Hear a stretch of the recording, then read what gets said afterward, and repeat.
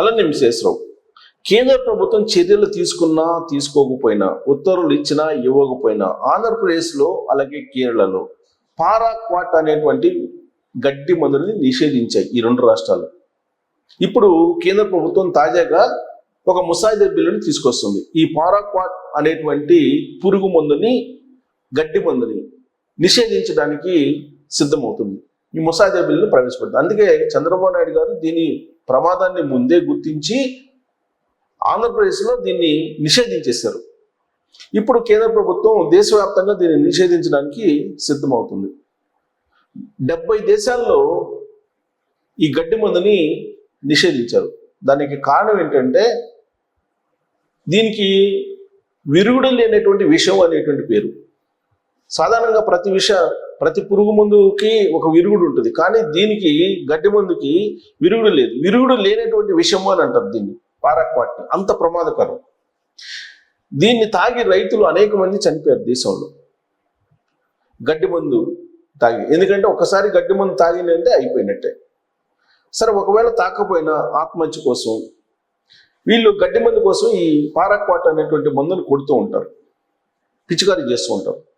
ఈ పిచికారీ చేసేటువంటి సమయంలో జాగ్రత్తలు తీసుకోకపోతే అది ముక్కుల ద్వారా లోపలికి వెళ్తుంది.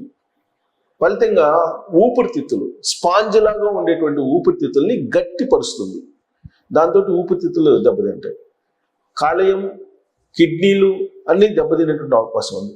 అంతేకాదు, మరొక ప్రమాదకరమైనటువంటి జబ్బు పార్కిన్సన్స్ అనేటువంటి వ్యాధి కూడా వచ్చేటువంటి అవకాశం ఉంది. అంటే రైతుల ఆరోగ్యం మీద తీవ్రమైనటువంటి ప్రభావం చూపేటువంటి ఈ పారాక్వాట్ అనేటువంటి పురుగు మందుని, దీన్నే గడ్డి మందు అని అంటారు, గడ్డి మందుని పూర్తిగా నిషేధం విధించాలని చెప్పి కేంద్ర ప్రభుత్వం ఇప్పుడు ఉత్తర్వులు తీసుకుంది. ఏ చట్టం ప్రకారం తీసుకుంది అని అంటే 1968 సెక్షన్ 27 ప్రకారం పారాక్వాట్ని దిగుమతి చేసుకోవటం కానీ, ఉత్పత్తి చేయటం కానీ, రవాణా చేయటం కానీ, విక్రయించడం కానీ, వినియోగించడం కానీ, పంపిణీ చేయటం కానీ ఏదైనా సరే నిషేధం అని చెప్పి 1968లోని సెక్షన్ 27 ప్రకారం నిషేధం విధిస్తూ ఒక ముసాయిదాన్ని విడుదల చేస్తుంది. 30 రోజులు గడువు ఇచ్చి సూచనలు, సలహాలు తీసుకొని దీని మీద నిషేధం విధిస్తూ ఉత్తర్వులు ఇచ్చేదానికి కేంద్ర ప్రభుత్వం, నరేంద్ర మోడీ గారి సర్కార్ సిద్ధమైంది. ఇప్పటికే వైద్యులు కానీ, వ్యవసాయ రంగ నిపుణులు కానీ ఈ పారాక్వాట్ అనేటువంటి గడ్డి మందుని నిషేధించాలి అని చెప్పి చెప్తుంది. 70 దేశాలు నిషేధించే, మనం ఎందుకు నిషేధించకూడదని చెప్పి. దీని యొక్క ప్రమాదం తెలిసే చంద్రబాబు నాయుడు గారు ఆంధ్రప్రదేశ్లో నిషేధించారు. అయితే దేశవ్యాప్తంగా నిషేధించే కనుక అసలు ఎవరు వాడరు. ఇప్పుడు ఒకవేళ ఆంధ్రప్రదేశ్లో నిషేధించినప్పటికీ కూడా ఈ గడ్డి మందుని ఇప్పటికి కూడా ఆంధ్రప్రదేశ్లో ఉండేటువంటి రైతులు వాడుతూ ఉన్నారు.